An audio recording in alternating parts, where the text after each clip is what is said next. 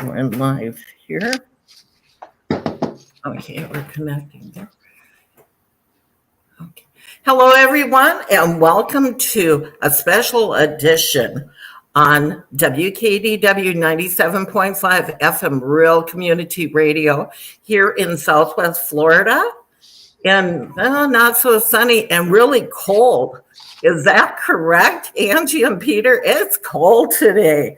In fact, I'm leaving for Minnesota tomorrow, and I was told by my son it snowed up there, so not as cold. But anyhow, I am so excited to have both of you on today to discuss the hurricane response that Peter Soderberg and his beautiful wife Elsa have put together through their foundation for matching money with the United Way of Charlotte County. And I'm going to take myself down off screen so Angie and Peter can have a little discussion and talk about how this has all come to be. Thank you. All right. Thanks, Marie. Thank you, Maria. Marie. Okay, and here we are, Peter. Okay. She's going to get the screen set up. And there we go. Okay, almost. Sorry about that, guy. That's okay. Glitches, yeah. Moving images. Yeah. So, Peter, here we are today. I'm gonna kind of set you up on a visual here.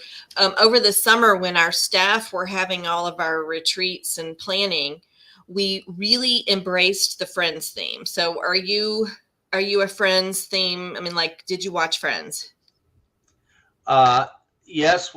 When I could get control of the TV.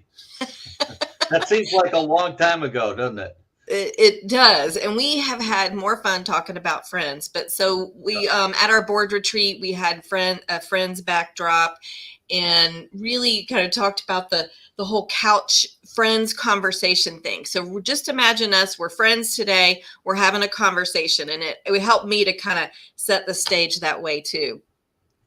So which friend would you like me to be? Well, okay, let's see. Oh, maybe Chandler. No, let's not go there. No, so we're going to share today. We're going to talk a little bit about this community that we both care about. And as the hurricane has, just blasted all of us, we're going to just talk about what has been the impact, certainly for you and your wife, in terms of how do you want to respond to help the community. And then obviously we'll talk a little bit about how that intersects with United Way of Charlotte County, a little bit of stories around some of the things that we're hearing. Certainly want to make sure and recognize and thank all of the different partners in this community that are making the recovery possible. So we'll get to all that. But first of all, how is partnering with the Elsa and Peter Soderberg Charitable Foundation to help Charlotte County? How are you partnering with the United Way of Charlotte County? Just so we can kind of land there first. Well, when this terrible storm hit us, we were up in upstate New York, and we were principally relying on the NOAA maps to see the course of this hurricane. And for a while, it looked like our house, our 1927 house on the beach of Boca Grande, was ground zero. It looked like we were going to be clobbered. And then we saw the storm about 45 minutes out take a right angle and head east. So this is not our first hurricane, and we realize that the direction of the wind affects outcomes in a great way. So we in Boca Grande got a onshore wind, so it came at us from the east instead of the west. Unfortunately, in Sanibel and Captiva, which are just to our south, they got a offshore wind, so they got the big swells, and obviously the rest is history. But interestingly, this storm went so slowly, the eye wall I think we were in the eye wall for quite Mm-hmm. some. We were in the eye, but the eye wall was just to our north, and I would say the devastation that I've seen just off island is greater than the devastation on island.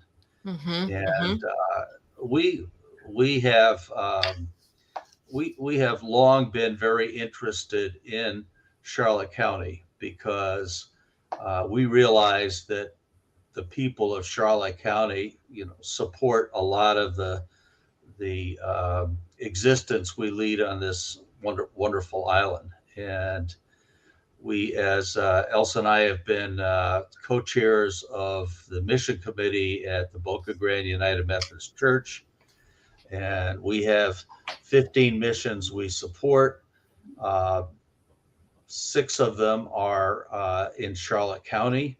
So we've gotten to know the not-for-profits and some of the not-for-profits in Charlotte County. And we felt that we needed to do something significant. And we also felt that in Boca Grande, which, by the way, is half in Charlotte County and half in Lee County, but Boca Grande has a pretty wealthy, for the most part, pretty wealthy population base. And indeed, now there are 2 funds set up on island here to help businesses on island and people who work on island. They Mm-hmm. probably live elsewhere, but when it comes to Charlotte County, that's a whole different ballgame. And Mm-hmm. we knew that the donor base in Charlotte County can't begin to compare with Sarasota and other places. So we right away said we want to focus on Charlotte County, and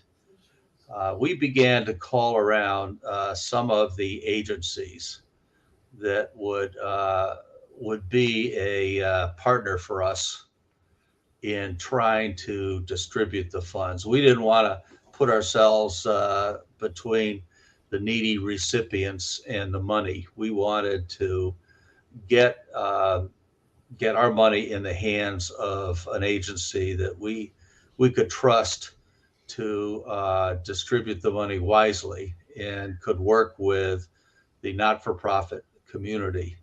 So we called around and talked to a number of different groups, including you, Angie, at the United Way. And Mm-hmm. you were recommended to us by my colleagues at Gulf Coast Community Foundation, where I serve on the board. Gulf Coast Community Foundation is principally focused in Sarasota, and obviously Venice is where they started, and they also serve the 3 or 4 counties around them. But they have a client base that's heavily Sarasota oriented, and they know the not-for-profits working in the area, and then they know the kind of aggregators like the United Way, and that's why for what we wanted to do, they sent us to you. And immediately when I talked to you, a light bulb went on, because my knowledge of the United Way comes from my half the career I spent with Johnson and Johnson. And when you were a young buck at Johnson and Johnson, if you were going to go anywhere, you had to become a United Way precinct captain. So I was smiling and dialing with the small businesses in Middlesex County, New Jersey.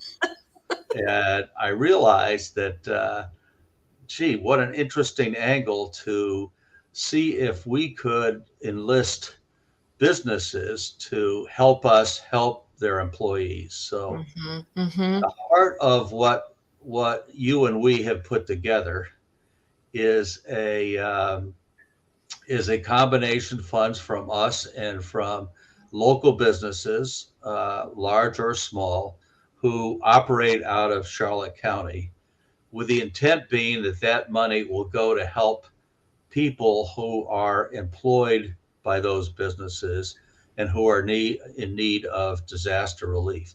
wherever those people live. They could live in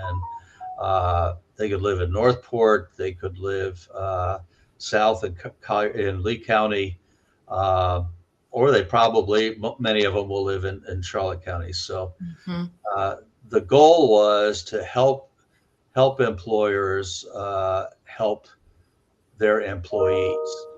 And success looks like we play a small role in getting businesses back on their feet in Charlotte County and building momentum towards some degree of normalcy in our existence, getting businesses open, getting the people who hadn't been able to come to work, getting them some small light at the end of the tunnel in the way of assistance. And so we thought a combination with the United Way might work very well. And my career is business. And so I think I know how to talk to businesses. And your career is in helping individuals. And we note that your season of giving infrastructure looked perfect for us to leverage. So we just thought it would be a great partnership to join up with you guys.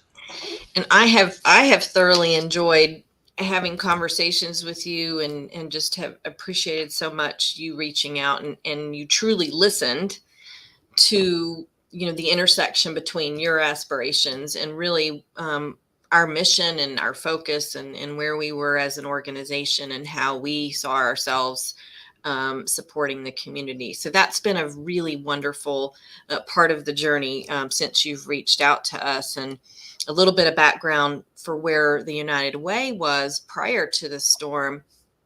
Over the summer, we were completing some strategic planning with our staff, the community, as well as our board. And August 31st, we had our board retreat, and we had really pivoted to this United at Work concept. And where many years, as you mentioned, the United Way campaigns have been about asking businesses to support the United Way, and then therefore investing in the community.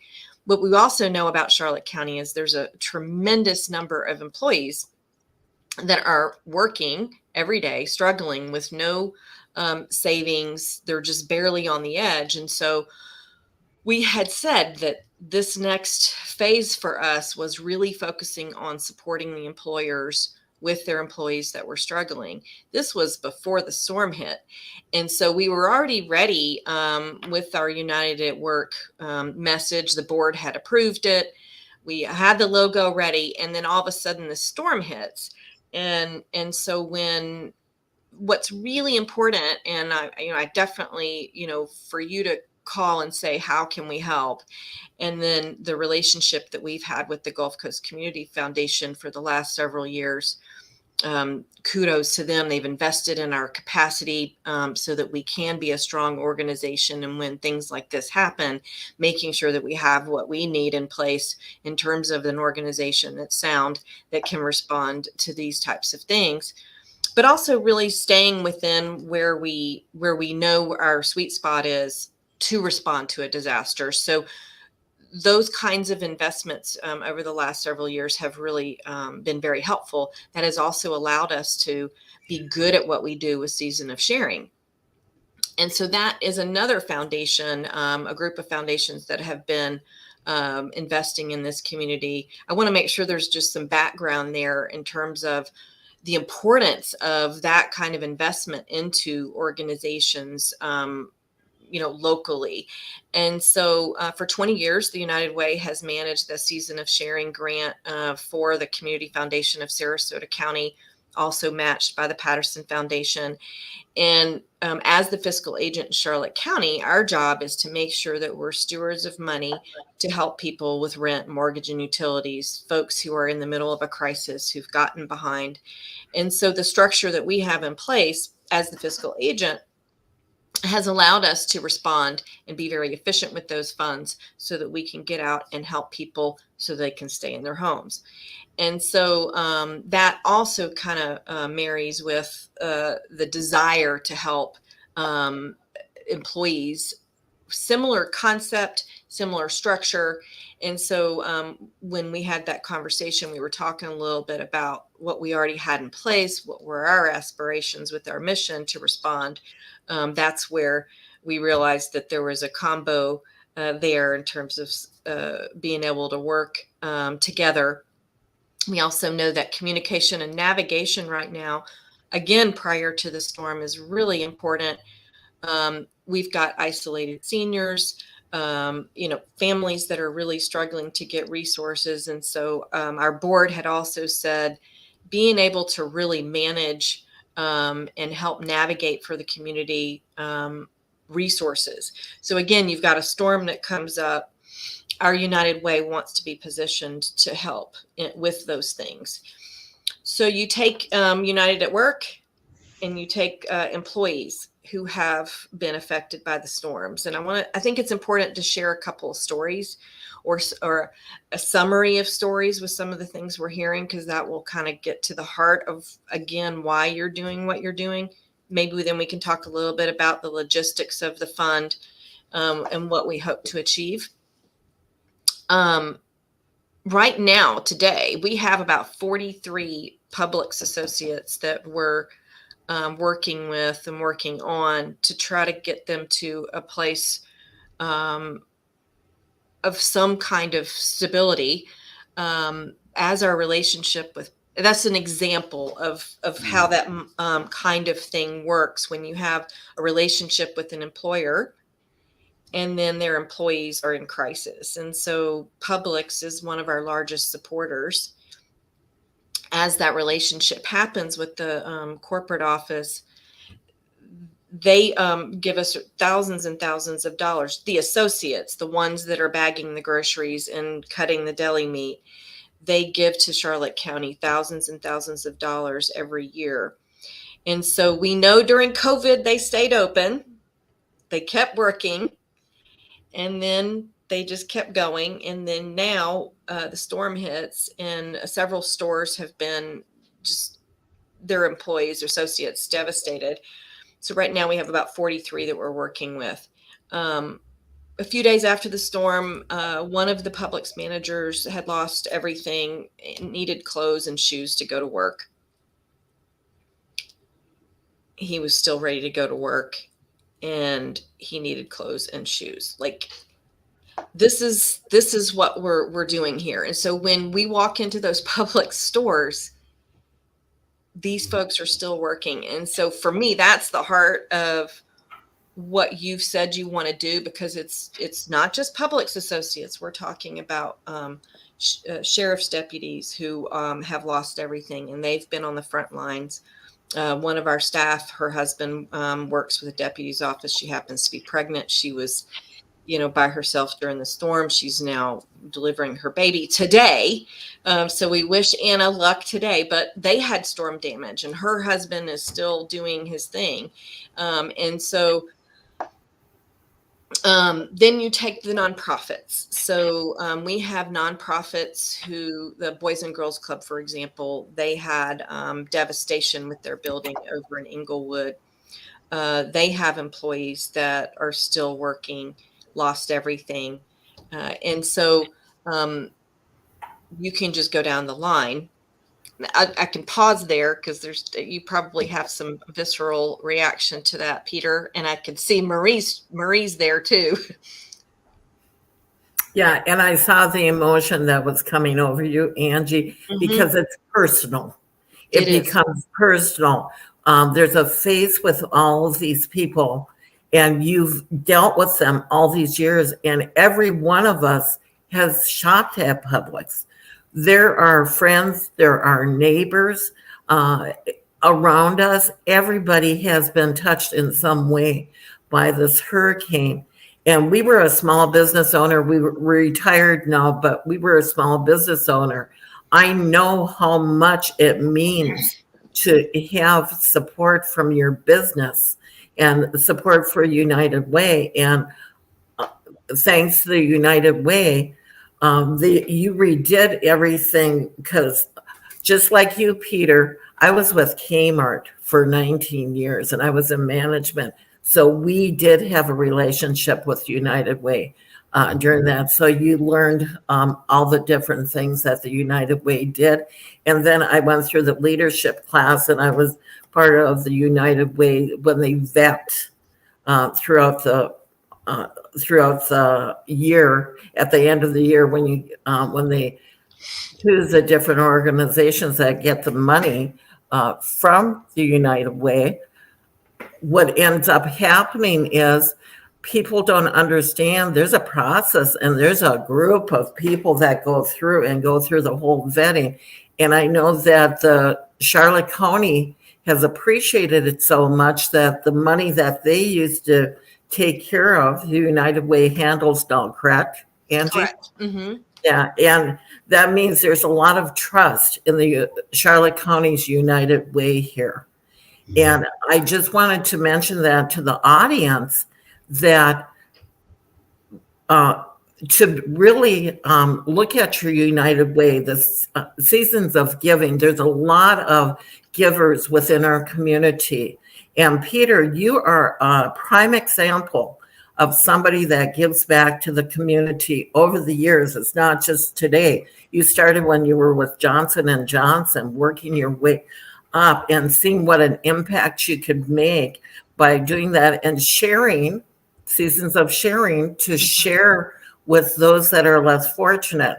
No, there's a lot of different ways to share too, correct, Angie?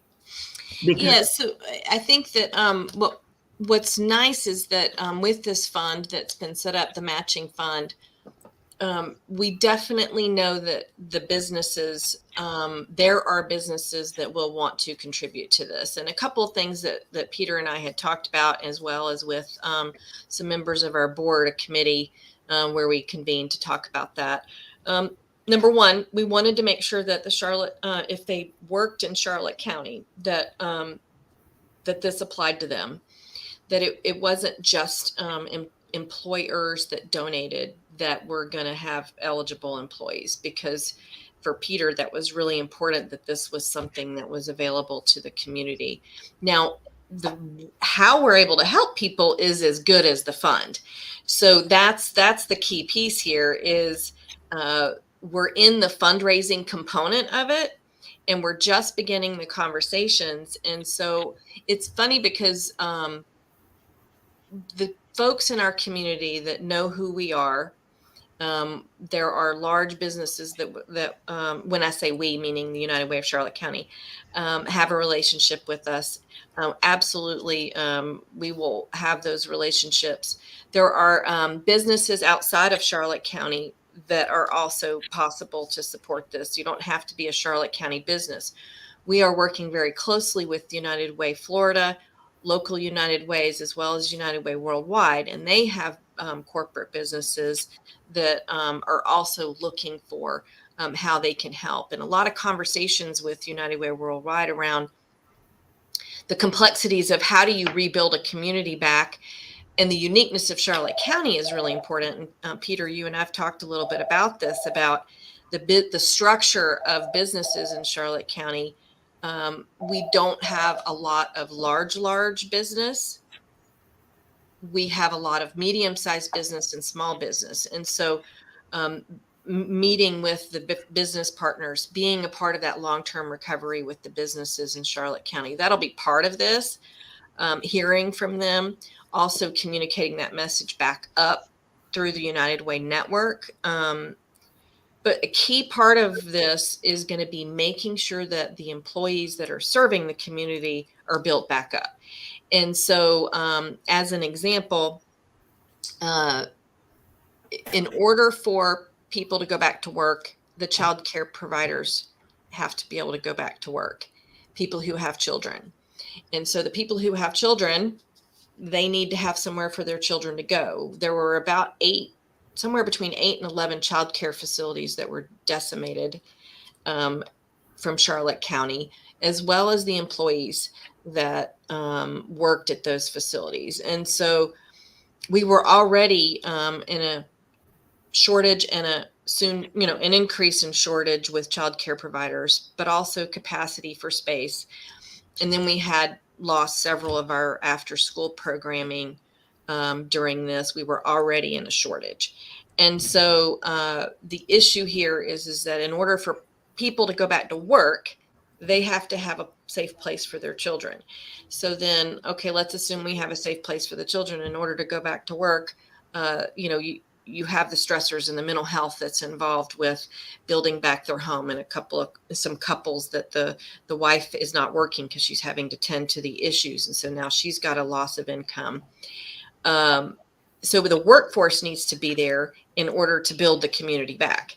So you've got the workforce that's supporting, the entire industry. If we just take out the hospitality industry, and we just talk about building back the community, making sure that workforce as well as the healthcare, and then you take the healthcare component of making sure that the workforce for the healthcare, so that the people that need services, and then you have the retired folks coming back from up north, and they want and certainly deserve for their homes to be built back, but you have to have a strong building industry, and many of those people have been devastated by. So it's totally cyclical. And so as a community, we've got to think about all the way down, how do we support families that are working so that then they can support the community of seniors that we have as well. Peter, what do kind of when I talk about all that relative to your passion with this, where are you at with all that? Well, that is a chain of related issues that do accomplish, if we're successful, the goal of getting businesses healthy again, equipped with staff, so that they in turn can service all the people who live in our region. And restaurants, for example, I talked to the owner of a fabulous long-time restaurant yesterday here in Boca Grande, and he's got two challenges. He's cleaning up some of the damage, but then he's got to get staff to open. Mm-hmm. And if that place isn't open, then my wife, who loves lunch there, will be very unhappy. And so it's very important to begin to piece back people's lives by returning to them some of the familiar experiences they have that makes life worth living, Mm-hmm. as well as some of the resources they have that allows them to earn an income, as your example mentioned. Go ahead. Okay, I have a question for both of you because I'm sure our audience is thinking about this. Okay, I'm a business and I want to participate and I want to help my employees, and it's a matching fund. How does this work? How do I apply exactly? Because I was a small business owner and maybe I do have funds set aside for this cush, but sometimes when you're a small business, you may not have that little extra. How does this work? How can you help? And, how do you put all the pieces together on my end as a business owner? It's a good question, and definitely want to make sure we get that clear.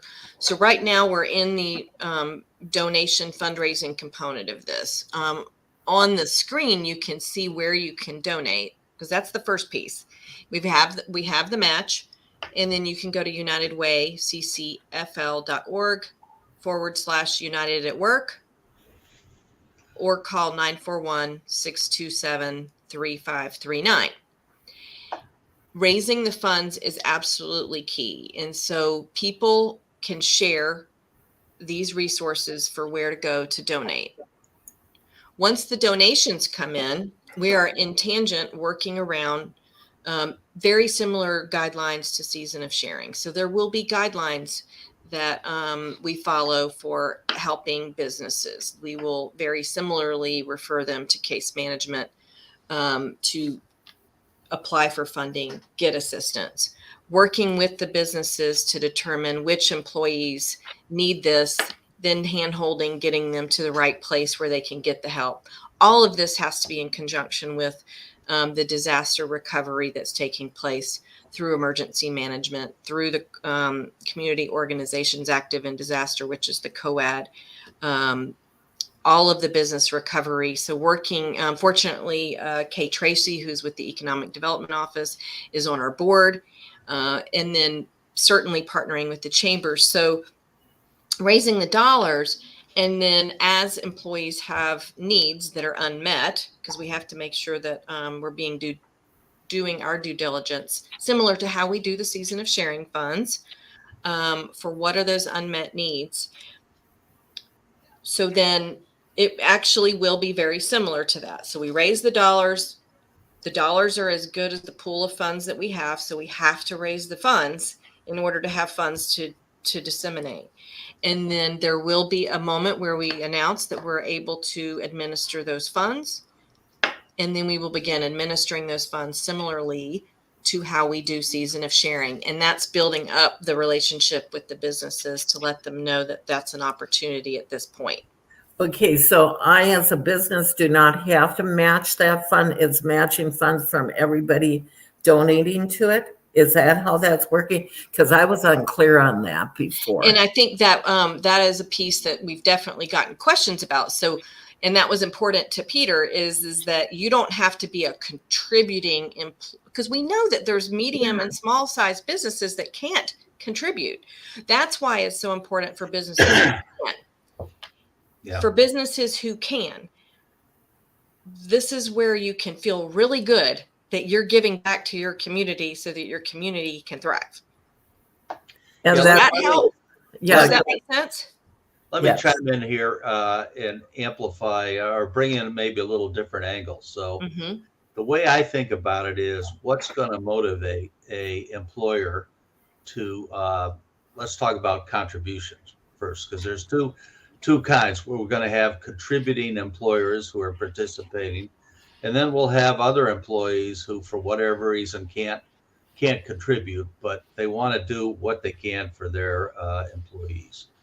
So for the contributing employees, we've actually written a letter that Angie's put in her packet that expresses Elsa and my view as to why we're doing this, but why we'd like them to join us in helping to fund this effort. And one of the things that is important for this effort is to get a feel for what's the level of need amongst your employee base. And for an employer to go and do that requires the employee to trust them with personal information. And the concept here is that the employer serves a vital role in acquainting their employees with this potential new resource to provide them assistance. But they're not asking the employee to go through the employer with the request for assistance. That can go to an independent third party.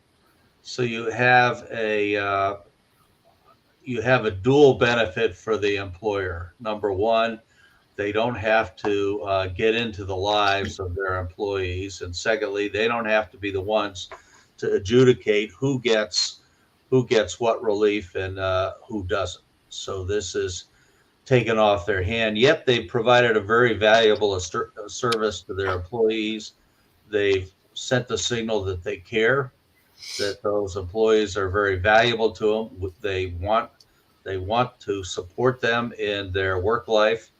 And there's a mechanism that that hopefully, if they've participated in the United Way in the past, they trust. So to us, that was an important factor.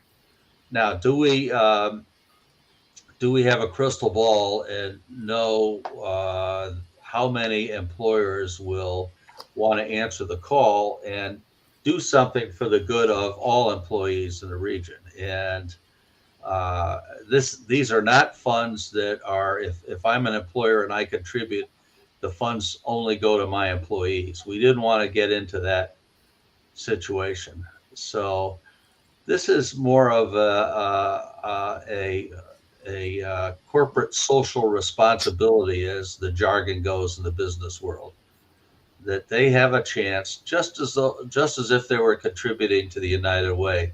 The employers have a chance to do something socially responsible, but yet strikes to the very heart of what that makes them success, which is motivated, available, and enabled employees. Well, I want to put up on the screen some comments we're getting, because we do have a lot of people watching us right now on social media. Plus, we're airing on WKDW Radio on kdwradio.com. This is from the Charlotte County Sheriff's Department. This is an awesome opportunity. Thank you so much to the Elsa and Peter Soderberg Foundation and United Way of Charlotte County. And Lynn Dorler, that's with the Boys and Girls Club. Thank you, Elsa and Peter. Hello. He was in my leadership class. And Peter knows Lynn too. Yeah, who doesn't know Lynn? Kaylee Ritchie Miller. Thank you, Kaylee. And I know these people are familiar to people, absolutely wonderful folks from Lou Hastings. And Lou used to be in charge of the chamber out on Boca Grande a few years back. Yes. And then Justin, he says hi to me, but he actually runs When All Else Fails up in Northport. And then another one thing, thank you for your wonderful support. So anybody out there that is listening or watching this, if you put a comment in anything, Peter, Angie, myself are able to see those comments. I can bring them up if you have any questions. This is a time to do it. We'll be able to have them answer it for you. So I'm glad that you are really letting us know, because I was real confused by the press release on it, because the way the press release read to me, and this is Marie, reading the press release, and I go, so I, as an employer, and I may be devastated right now and trying to recover to get my employees to get help, I can donate, and then you'll match the money. That is how my brain works. You prepare all these communications, and you're like, I know that this is going to make sense, and then we've been tweaking our message all week, because we're like, okay, this did not come across, because it's a confusing concept, admittedly. And so what's been great, though, is people have had questions about it. They have called or emailed and said, can you call me? And ended up with amazing conversations around, okay, well, this may not be the exact thing for you, but these are some other options, but then also you can still share it out. So one of the other items, when we were talking about what a success looked like, Peter, we were talking, and it was that it would be a relationship building experience with the businesses, and help advocate what we want to be for the United Way. Our mission is mobilizing the power of the community. That's the first part, which is very action oriented.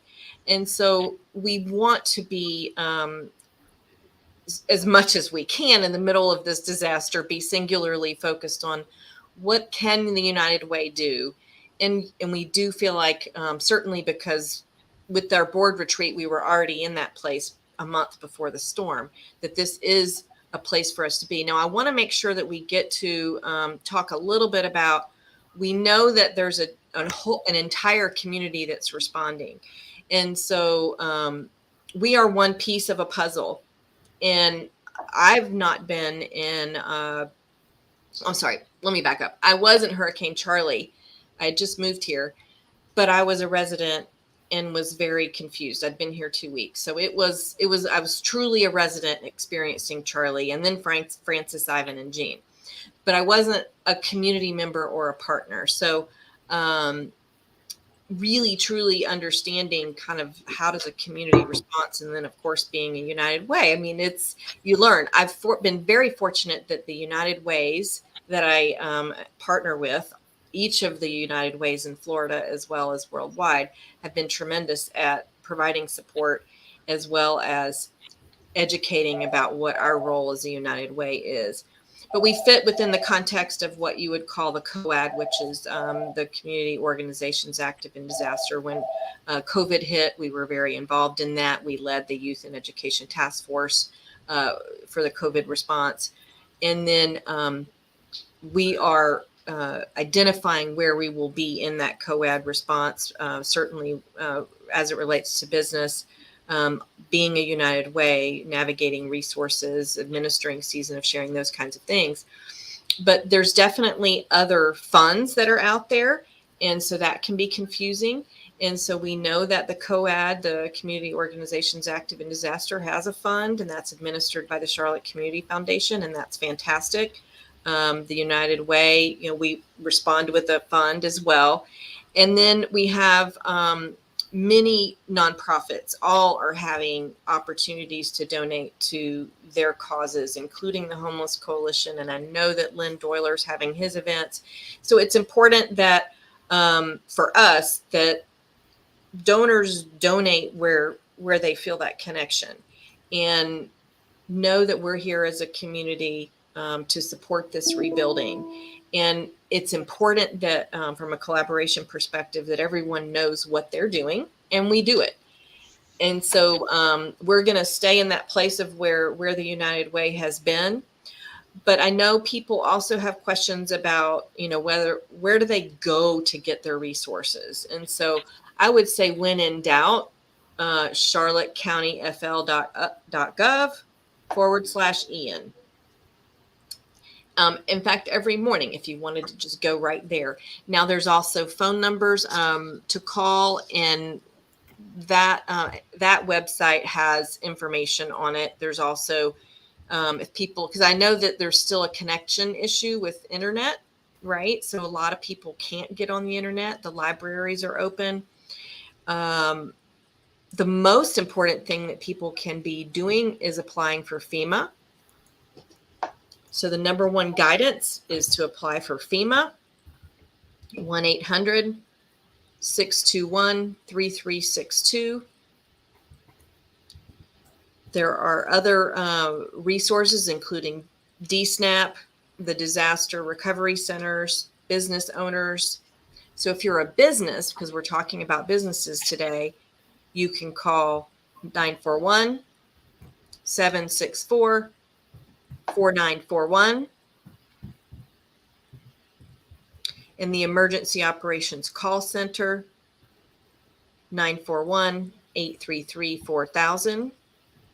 For the phone numbers, folks who can't get through on the website. Angie, let me jump in here. And that one of our concerns was, what does the experience look like for a person who calls the United Way? And so we talked about the resources that Angie has to handle those people. And we learned that they have a network of case managers who also handle, during the season of giving, they handle individual cases. And we've said to Angie, use some of our funds to supplement that staff. So I think you bringing on a full-time case manager to assist you on this campaign, because that's critical. The experience has to be a positive one for anybody dialing the United at Work number. And kudos to the case managers in the community. So the way that Season of Sharing works, and obviously using a similar model with this, i.e. a different fund that's available to the folks who are working in the community. There are case managers throughout the community that meet one-on-one with folks. And so that might be the Homeless Coalition, certainly Human Services, St. Vincent de Paul's, Inglewood Helping Hands, Deep Creek Community Church. So there's an enormous amount of case managers in the community that meet with folks. And then we have a case manager here who manages our season of sharing currently, but we know that with the entire disaster response, as well as the supportive funds, that we as a United Way need to provide an excellent experience. So that's where we know that we've got to be able to provide that case management assistance, and certainly thankful for that with the foundation. And so that part of it is going to be absolutely essential, in that we provide a good experience. And so right now it's kind of ramping up and making sure that we have all of those key things in place.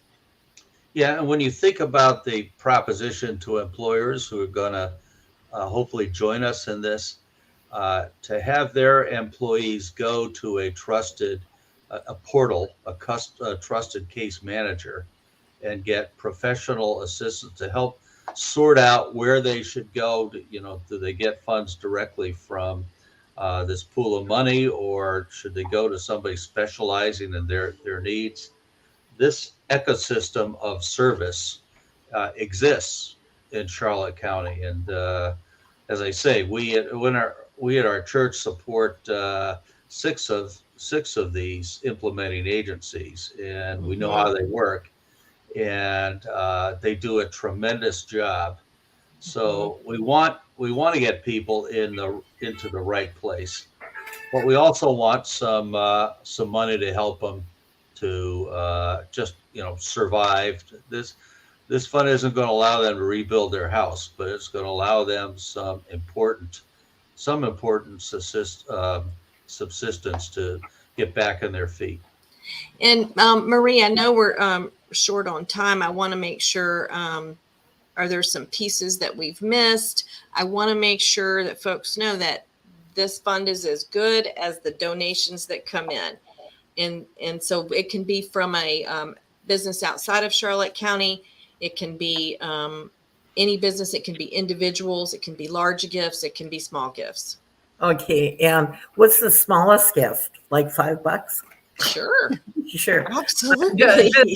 Just to let people know in perspective, because one of the things is it only takes $1 that it gets matched $1. And working your way up. And because, I've done a lot of this where I've done fundraising for different organizations. I've sat on boards. I still sit on boards for nonprofits. However, I was also a small business owner, and I said that, and I also worked for a large corporation. So I know, all the different ends of it. And I know how important it is that you do give. And one of the things that I noticed during COVID, and I don't know if you're seeing it, people reevaluated what they were doing with their time and where their money was going. And I don't know if that's what you're seeing still, if you're seeing a different change in that. And I think that's something that needs to be addressed too, that because so many people are concerned, especially with inflation rates going up and when you're going to go to rebuild, and I know I'm kind of getting off topic here, but know that every dollar that you're giving to United Way is being very well looked at and looked after. And I know that personally because I was their volunteer of the year in 2020. I know you were. Yeah. One of our best champions ever. Oh, I wouldn't go that crazy there. Of course, we have a lot, and we're so thankful. Yeah. We really couldn't be. Angie, one thing I want to add is you said every dollar will be matched. One of our conditions with Angie and the United Way is there will be no administrative fee taken That's good to know. Any of these donations. So it will all flow to benefit the people who need it the most. So 100% of every donation that is given is going to be matched, and none of it's going through administration. And I'm so glad that you said that, Peter, because when I look at donating my money, I look at that. I do. Because to me, it's so, I don't want all the money going to the administration or handling the things, because I'm a serial volunteer. Mhm. And people have tried to pay me to do some of the things that I did. And I said, I can't. That isn't in my DNA to take money for things that I'm trying to give back to people. In fact, I'm the Giving Tuesday Southwest Florida chair.